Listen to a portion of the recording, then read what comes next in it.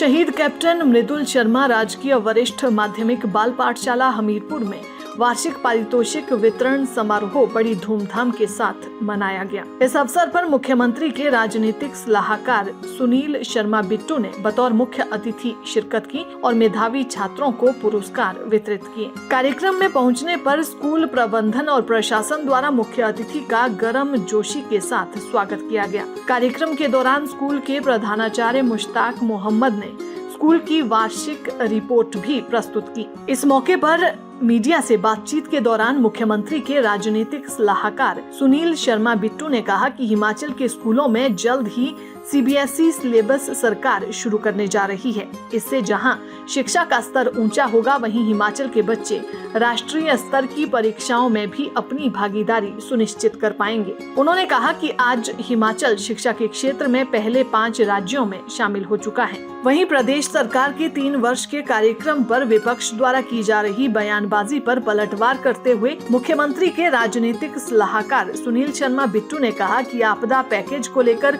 पूर्व मुख्यमंत्री जयराम ठाकुर को कोई बयान नहीं देना चाहिए। उन्होंने कहा कि जब केंद्र में भाजपा की सरकार है तो क्यों जयराम ठाकुर आज तक अपने इलाके के लिए कोई बड़ा राहत पैकेज लेकर नहीं आ पाए।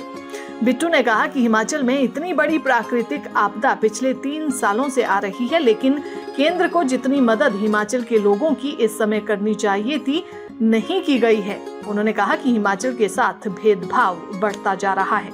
हिमाचल प्रदेश में शिक्षा के लिए आपने देखा होगा कि हमारे सभी बच्चों के माता पिता, हर वर्ग का व्यक्ति ये चाहता है कि हिमाचल प्रदेश का हर विद्यार्थी, हर बच्चा शिक्षित हो।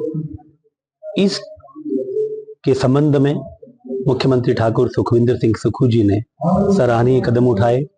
ये हिमाचल प्रदेश के इतिहास में पहली बार हुआ जब सरकारी स्कूलों को सीबीएसई का दर्जा मिलने जा रहा है और तकरीबन हर स्कूल में डिजिटल लाइब्रेरी, आधुनिक सुविधाओं के साथ हम आगे बढ़ रहे हैं। सीबीएसई स्कूल के माध्यम से हमारे विद्यार्थियों को हिंदुस्तान स्तर के ऊपर कंपटीशन में आगे आने का मौका मिलेगा और ये मुख्यमंत्री ठाकुर सुखविंदर सिंह सुक्खू जी के ही प्रयास हैं कि आज हिमाचल प्रदेश का शिक्षा का जो स्तर है, हिंदुस्तान के पहले 5 प्रदेशों में हमारा नाम शामिल हुआ है, जो कि इससे पहले बहुत पीछे था। तो मैं मुख्यमंत्री ठाकुर सुखविंदर सिंह सुक्खू जी का धन्यवाद करता हूं कि हम दिन रात शिक्षा के क्षेत्र में आगे बढ़ रहे हैं और इसके साथ साथ एक और दिशा है जिसमें हम रोजगार उपलब्ध करवाने के लिए नौजवानों के प्रति बड़ी गंभीरता से काम कर रहे हैं। हिमाचल प्रदेश के इतिहास में ये भी पहली बार हुआ कि जो हमारे पढ़े लिखे नौजवान हैं, जब उनको विदेश में नौकरी लेना होता था तो कभी उनको दलालों के माध्यम से जाना पड़ता था। आज हिमाचल प्रदेश में मुख्यमंत्री जी ने एक नई योजना बनाई है जिसके माध्यम से हिमाचल प्रदेश के जो नौजवान हैं वो आज विदेशों में रोजगार प्राप्त कर रहे हैं। और अभी हाल ही में हमीरपुर में उनका इंटरव्यू हुआ था और 60 लोगों को अभी पहली खेप में उनको वीजा तैयार करके उनको विदेशों में नौकरी उपलब्ध करवाई जा रही है। और इसी तरीके से वातावरण, एनवायरनमेंट एक बहुत बड़ा चैलेंज था हमारे लिए, जिसको कि हम ई व्हीकल की तरफ लेके जा रहे हैं। जो भी हमारे नौजवान रोजगार, अपने स्वयं का रोजगार करना चाहते हैं, उनको ई व्हीकल के ऊपर 50% सब्सिडी दी गई है और उसके साथ ही उनके व्हीकल को सरकारी दफ्तरों से जोड़ा गया है। तो कुल मिलाकर के रोजगार, शिक्षा, एनवायरनमेंट और चौथा जो हमारा मुख्य कार्य है टूरिज्म का, और 5वां जो मुख्य कार्य है वो है हेल्थ सेक्टर का। तो स्वास्थ्य सुविधाओं में भी हम आगे बढ़ रहे हैं। हमारे हमीरपुर में मेडिकल कॉलेज में cancer hospital, nursing hospital, mother child care और पैट स्कैन मशीन, और इसी तरीके से पूरे हिमाचल प्रदेश में हमारे विश्व स्तरीय रोबोटिक सर्जरी की सुविधाएं जो हैं वो उपलब्ध करवाई जा रही हैं। इन सभी कार्यों से आज हिमाचल प्रदेश के लोग हिमाचल प्रदेश का बदलता हुआ स्वरूप देख करके बहुत खुश हैं और मुख्यमंत्री जी की नई योजनाओं का हर जगह जो है सराहना मिलती है, उनका धन्यवाद मिलता है।